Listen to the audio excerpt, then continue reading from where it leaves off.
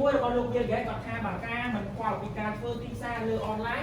បាទប្រៀបដូចយើងបើកអាជីវកម្មស្ងាត់អញ្ចឹងបងប្អូនសាកគិតមើលរាល់ថ្ងៃបើសិនយើងមានអាស៊ីយើងលក់ដូរហើយយើងបានទូនៅលើ Facebook នៅលើ TikTok បាទតាអាជីវកម្មរបស់យើងអាចមានគេស្គាល់ច្រើនទេបាទពេលខ្លះលក់ដែរប៉ុន្តែលក់ដែរតែអ្នកស្គាល់ម៉ូចាស់ចាស់ឬក៏អ្នកចិត្តខាងរបស់យើងហ្នឹងមែនអត់បាទអញ្ចឹងសំខាន់មែនទេឥឡូវសួរខ្លួនឯងតើបងប្អូនបើយើងកំពុងតែធ្វើអាជីវកម្មលើអនឡាញណាបាទតើយើងធ្វើវាបានត្រឹមត្រូវហើយនៅ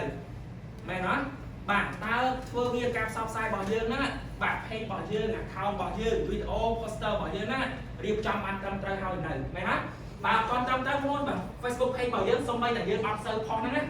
ឡូវនេះបាទ Facebook ក៏វាប្រឡងចោលដែរវាចេញចោលដែរមែនអត់មែនអត់នេះអញ្ចឹងបាទជឿល្អបើសិនយើងអត់ទាន់លក់ទេ page របស់យើងទុកចោលនៅឡើយទេបាទអាន public យើងទុកសិនទៅកុំទាន់ណា public អូខេបាទតោះអញ្ចឹងបើយើងទៅមុខជាមួយគ្នា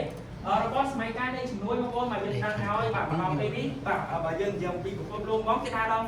4.0 មែនអត់នេះបាទ artificial intelligence បាទគេប្រើដល់ robot ឡានបើកខ្លួនឯងបាទ Tesla មែនអត់សោះខ្មែររបស់យើងក៏មានបាទក្រុមហ៊ុនឡានមួយចំនួនចាប់ដើមបាទអាចបញ្ជាបាទ auto pilot បើកដោយខ្លួនឯងបានហើយមែនទេបាទហើយបងប្អូនសាកគិតមើលអញ្ចឹងការពីមុនណាពេលយើងទិញអីវ៉ាន់ទិញអីបាទយើងដើរទិញតាមផ្សារបាទដើរទិញតាមម៉ាតអីផ្សេងៗឥឡូវទៅពេលយើងចង់បានអីវ៉ាន់តែយើងធ្វើម៉េច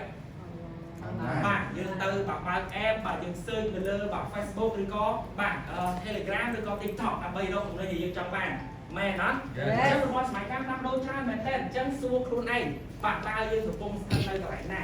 តើយើងកំពុងរកស៊ីធម្មតាដោយការពីមុនឬ